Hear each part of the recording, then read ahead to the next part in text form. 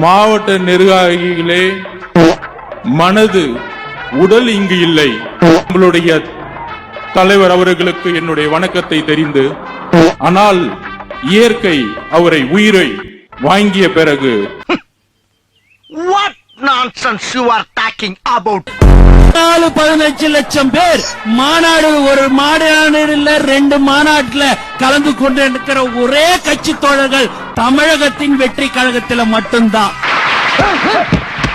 என் தலைவனை பார்த்து செருப்பால் அடிக்கலாமா? சென்னை மாகாணத்தோட பட்டியலின மக்களுக்கும் பிற்படுத்தப்பட்ட மக்களுக்கும் இத வழங்கினார்.